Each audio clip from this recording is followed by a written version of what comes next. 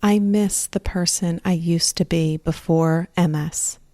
I miss the energy I had to enjoy life and to say yes to every opportunity and every event. I used to be the one in charge and in control. Now I struggle to keep up. I don't want to get left behind. Do these sound like the thoughts that are running across your mind every single day? Your brain validates the thoughts that you think every single day. So if your thoughts are stuck in fear, doubt, and relentless worries, it's time to change that. Let's start creating a life filled with more than just coping and surviving. Let's start creating a life where you are thriving with MS. Today, I'm sharing practical strategies to help you get there. And my friend, when your mindset needs a reset, I have the perfect tool for you. Download my MS Anthem at alenebrennan.com/anthem. There are 1 million people diagnosed with multiple sclerosis in the US. So that makes you 1 in a million. And you have a special purpose in this world that no diagnosis can take away from you. So if you are ready to reclaim your body, mind, and life from multiple sclerosis, welcome to my MS podcast. I'm your host, Alene Brennan. Be honest. What do you think about when you hear of the concept that your thoughts create your reality? I was a skeptic. I thought that it was all woo-woo. And if I'm being honest, I felt like it took God out of the equation. Like I'm somehow more in control than him. But the more I continue to study mindset, which if you've been tuning into my previous podcast episodes and following me on social media, then you know I have been immersing myself in it with all the books and all the ways to consume more information about it. I'm fascinated by it. There's so much value to understanding our mindset and how it's influencing our daily life and how we experience MS. I like to start with the science. Let's start with some facts, right? So the science behind mindset is what really caught my attention. Researchers estimate that the average person has 12 to 60,000 thoughts per day. 12 to 60,000 thoughts per day. That's insane. I know I am in the 60,000 camp there. My mind is a very busy place. But here's the crazier part. The National Science Foundation says that 80% of our thoughts are negative and 95% of our thoughts are repetitive. Take that in. 80% of your thoughts are negative and 95% of our thoughts are repetitive. That means that if you're just letting your thoughts run the show, you'll have the same negative thoughts on repeat every single day. When I first heard this statistic, I actually heard it a number of years ago. I was doing a presentation on mindfulness at a hospital and sharing this of the concept that if we're just kind of going through our day mindlessly, we're letting these negative thoughts run the show. And that's not what is serving us. That's only keeping us stuck in this same perpetual frustration and fear and doubt and all of the different things. So it's important that we bring our awareness to our thoughts and to understand which direction they're taking us, because they are taking us in one of two directions. They're really not keeping us stagnant in any way. They are either moving us closer towards our goals or they're moving us away from our goals. There's really no in between. But when I first heard this, I was thinking about it and trying to apply it to myself of is this really true? Do I really have the same thoughts every single day? Yeah. I was quickly humbled by the fact that I do often have the same things on my mind every single day. Because here's the thing, when we move throughout our day, much of it can be on autopilot. So you're not having to think about brushing your teeth or getting in the car, or most often if you're driving to the same places every day, you don't even have to give that much thought. So during these times throughout your day, you're showering, all the different things, your mind is not actively thinking about whatever activity you're doing. So it feels like it's this blank slate that will run on repeat the thoughts that you are most consumed with. And if you're new to an MS diagnosis, that can be all of the what ifs and worst case scenarios. Or you don't even need to be newly diagnosed. That could be something that you are constantly dealing with, even decades after your diagnosis. But it doesn't have to be that way. But if we don't take the opportunity to acknowledge this and to make some changes, we can find that we're, again, just letting these negative thoughts run the show. Because check this part out. This was another aspect of like understanding the brain and our thoughts and all the other things that like really fascinates me. It's the reticular activating system. Now, your brain processes an overwhelming amount of information every single day. There is way more information in our environment than we could ever possibly comprehend. So our brain filters out information that isn't relevant to us. How does it determine what's relevant and what's not? It follows the lead of our thoughts. Yeah. Whatever is on your mind, your brain is seeking to validate that every single day. So if you're constantly telling yourself how hard life is now that you have MS and how nobody understands your struggles, there is some validity to that. I'm not knocking that. Life with MS is hard and it's an invisible disease. So it is near impossible for somebody who is not living this day to day to understand our reality. But if we are constantly telling ourselves that and reinforcing how hard life is and how nobody else gets it, your brain will continue to show you examples of that. That's why I'm so often saying that which you focus on gets bigger. It's because through your thoughts, you are creating the filter in which you see and experience life.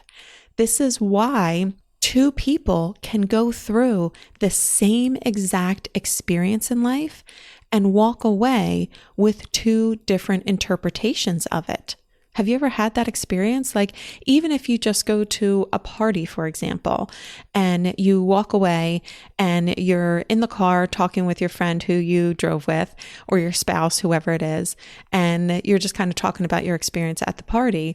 Well, one person, based on their preset filter, may walk away with a great experience, and all they saw were the positive things. They're like, oh my gosh, they had the best playlist going. And it was so great to see Mary. I haven't seen her in forever. I finally got to catch up with her. And the house just looked so pretty. They decorated so beautifully. Versus the next person walks out of the party and they're like, that was awful. There was delicious food everywhere and none of it was anything that I could eat. And every person I walked up to had this great plate of all the appetizers and hors d'oeuvres and all the things. And they were talking about how full they were and how amazing everything was. And the smell of the food was just so hard to take in because all I could see was stuff that I couldn't eat. Two people going through the same exact experience, walking away with two different interpretations of it. And I'm sure you can think of different examples in your life too. I mean, maybe it's even having somebody go with you to a doctor's appointment. This is why I think it's so helpful to have somebody go with you to an appointment, because you can walk away and say like, okay, what did you hear? I do this with my husband all the time. Prior to being married, it was my sister, but we would walk away and say like, okay, what did you hear? And sometimes we're right in line with what the other person heard, but sometimes the other person will hear something that you completely didn't even hear. And I mean, in this example, you are trying to process a lot of information at the same time, but I may be focused on how offended I am by the doctor because he said something that just really set me off at the beginning of the appointment. And from then on, I was running everything, what he said, through a filter of resentment, frustration, and anger, where my husband was sitting there and he didn't have that same reaction because he's not the one living with MS. So he heard something that was much more positive and optimistic and hopeful. This is a completely hypothetical example, but my point is how two people can go through the same experience and walk away with two completely different interpretations of it based on the filter that their brain runs everything through. And so much of that is based on what you are focusing on. What thoughts are you focusing on every single day? Your brain is always reflecting your thoughts. Now, you may have heard this example before because it's an easy one that pretty much anybody can relate to, but I want to share it again because it's helpful. So in normal everyday life, you drive your car and paying attention to the other cars on the road in the context of their position to you on the road. In other words, like your brain is just focused on keeping you safe and arriving at your destination. That's its main priority. But when you start car shopping and when you start eyeing up that blue SUV, now blue SUVs are relevant and important to you. So your brain recognizes this and starts reflecting that back to you. That is when you start driving those same roads that you drive every single day. But now all of a sudden you're seeing blue SUVs everywhere. They've always been there. It just had no relevance to you or no importance to you. So your brain didn't bring it to your attention. Once something is relevant to you, your brain sees it as a priority and it draws your attention to it to reflect it back to you. This is known as your reticular activating system. Your brain filters everything through what you're focusing on. So it begs the question, what are you focusing on? What thoughts run across your mind every single day? Are they thoughts that you want your brain to validate and help you see more of? Are your thoughts directing you to what you want to experience more of in life? Are your thoughts moving you toward experiencing better health? If your answer is a unanimous no, it's time for a mindset makeover. So this is a topic that is big in the autoimmune community. I think for obvious reasons, living with a chronic illness is not easy, and it's so easy for our minds to get the best of us. But this is a topic that I go deep into in my online course and working with my clients because it's so important. I think mindset is one of the most overlooked areas of healing and managing a chronic illness, especially MS. So here are like the two different mindsets that somebody can typically have. There's a growth mindset and a fixed mindset. First, let's start with the fixed mindset. People with a fixed mindset tend to see their abilities, their intelligence, and their identity. It's all set in stone. Basically, who they are and what they can accomplish in life, it's set in stone. Their circumstances can't change. They don't see the possibility. So, in other words, they may be the one telling you that there's no cure and nothing will change your outcome with this disease, so don't even bother trying. People with a fixed mindset tell themselves that new ideas won't make a difference, so they talk themselves out of change before they even start. They stick to like the familiar old routines, even when those habits are taking them in the wrong direction. Because stepping out of their comfort zone, it feels too risky. In their eyes, everything is set in stone. So again, why bother? It is what it is. And they believe they don't have any control or influence over their life. Whereas people with a growth mindset, they see their abilities, intelligence, and identity as something that they can develop and improve over time. They see who they are and what they can accomplish in life as something that can evolve. And they firmly believe that their circumstances can and will change.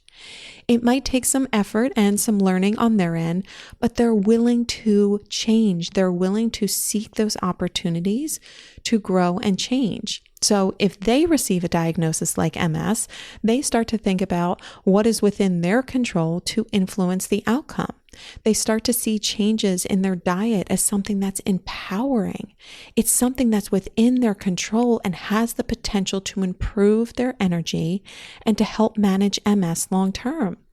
They're open to new ideas and willing to take change, even if it's messy, imperfect action.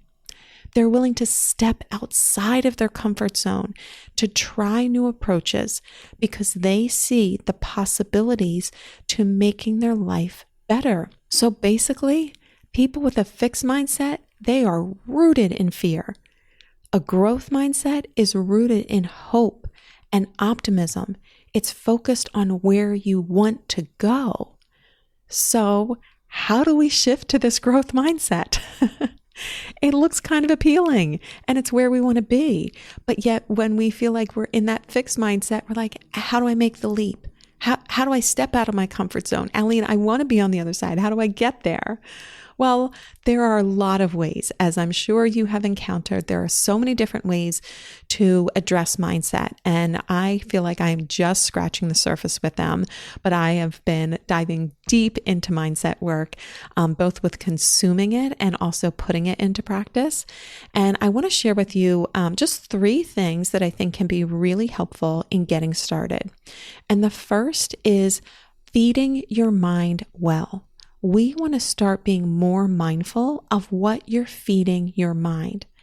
Pay attention to the music you're listening to, the shows that you're watching, the social media accounts that you're following, the books that you're reading, and even the conversations that you're having throughout your day. What messages are they feeding your mind? What messages are you consuming on a daily basis? When I started to bring my attention to this, I quickly found certain social media accounts that I had been following for a while, and I never was fully aware of it. But whenever I would see their stories or their posts or go onto their page, I would always leave feeling defeated because it had me in comparison mode. And that's not a place where I want to be. That's not a place that's helpful for me. So I actually unfollowed them. And further, I went and found the people that inspire me and I marked them as my favorites. So I told Instagram, I told the algorithm, I want to see more of these people. I went up into my settings, I found their account, I put the little star next to them so that I could make sure that the algorithm wasn't going to lose them. I wanted to make sure that I would see them every single day, every single time I opened up that social media app. So I started to unfollow the people that were not feeding me well, and I started to favorite the people that were. Same thing with TV. I've shared before, I am not a big fan of TV, but I watch it just for sometimes the social aspect of it or just the relaxation aspect of it. But I started to notice that some of the shows I was watching were not positive in any way. They were always highlighting some conflict in the storyline or something wrong in the world. So I started watching more Food Network or HGTV. I'm not suggesting that you have to stop watching TV or completely get off social media. That's not my message. Although people who do that swear by it, I'm just inviting you today to start paying attention to how you feel and the thoughts that you're thinking after you've been watching TV or social media or reading a book or listening to a podcast. You have more control over your thoughts than you may realize. And if you want some more positive messages in your day, do that by choosing podcasts that are more inspiring and supportive. You're off to a great start because you're a member of my MS podcast here. And my goal is to help us reclaim our body, mind, and life from multiple sclerosis. I hope that you find a lot of the messages here inspiring and empowering. This is what you want to feed your mind with on a daily basis. Or go listen to some good audiobooks or some inspiring music. I love worship music. That's something that really feeds my heart, feeds my soul, and feeds my mind. So pay attention to what you're feeding your mind on a daily basis and how that may be influencing your thoughts and your mindset. And the other thing that's really helpful, developing a gratitude journal. It's so valuable. And I know if you're like me, you've heard it before, maybe you even do a little eye roll every time you hear it, thinking all right, I get it. Write down the things that you're happy for, but I don't know, that just doesn't seem really powerful. But if you commit to writing down 3 things every single night that you're grateful for, what you're doing is you're training your brain to see things that you already have in your life that are positive and valuable. You're also training your brain to see more of these moments of gratitude throughout your day. Because remember, that which you focus on gets bigger. I mean, I'll be the first to admit, I'm not consistent with a gratitude journal. But when I am, it is undeniable how much my thinking is different throughout the day. Because what happens is I'll be moving throughout my day and something will happen. I'll be like, oh, this is my moment of gratitude today. I'm going to write this one down tonight. I can see firsthand how it is training my brain to see things that are already in my day-to-day life that are positive and valuable and uplifting. So that's such a simple practice, but can make a big difference. And then last but not least, affirmations. This may be another one where you might find yourself a little skeptical, but what I love about this is helping us to choose the new thoughts that we want to affirm. This is an opportunity to start training your brain on the thoughts that you want to focus on the things that you want your brain to reflect back to you more of. And I think in order for this to be effective, it's important to choose thoughts or affirmations that you actually believe in and resonate with you. I've shared before in previous conversations about goal setting that if you set a goal, and I always do this, I always preface it with this, if you set a goal that is too big, which I'm all for setting big goals, but if you set a goal that doesn't feel realistic or attainable for you, your brain is going to have a hard time closing the gap between where you are today and where you want to be. So I feel like that's similar with these affirmations. I don't find that an affirmation that feels like too pie in the sky resonates with me and is therefore effective. What I find is choosing affirmations or beliefs or thoughts, whatever you want to call them, that feel realistic and that I can see myself and want to encourage myself to start thinking and saying.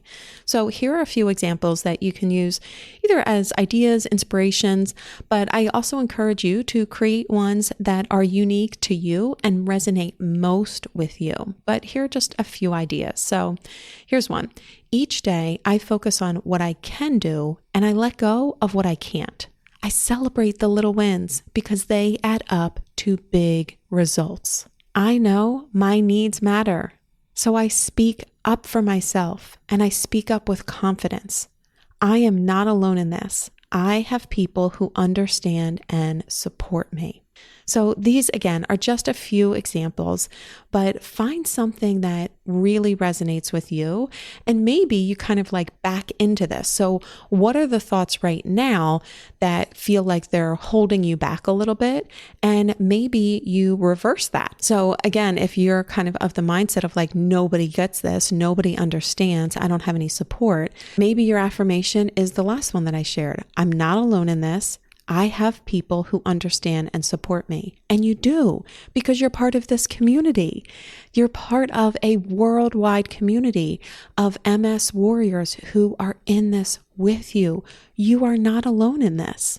And reminding yourself of that every single day, that you have an invisible army walking this with you, it feels very different. Okay, so let's do a little recap here. We are focusing on shifting from a fixed mindset to a growth mindset. And some simple ways to get started in doing so: feeding your mind well. Unfollow the social media accounts that get you into comparison mode. Favorite the social media accounts that feel like they uplift you and leave you feeling inspired and encouraged and motivated. Ditch the TV shows that have you feeling down. Start flipping over to the channels that are more lighthearted and bring you joy. And start a gratitude journal. Help your brain to see the things that are already in your life that bring you joy and have value and purpose. And then lastly, choose some affirmations. Intentionally choose the thoughts that you want your brain to start affirming back to you and in your daily experiences. Listen, mindset work is something that I know I will always be working on, because this isn't something that you master in one day, 1 month, or even 1 year. This is ongoing work. But when you're willing to take the step to change your mindset, you literally can change how you experience life and how you experience living with multiple sclerosis. This is why on this podcast, we're focused on reclaiming your body, mind, and life from multiple sclerosis. Well, my friend, we've reached the end of this episode. Pick one lesson from today's discussion and put it into action now. It's time to reclaim your body, mind, and life from multiple sclerosis. And for more resources, events, and programs, head over to alenebrennan.com. See you on the next episode of my MS Podcast.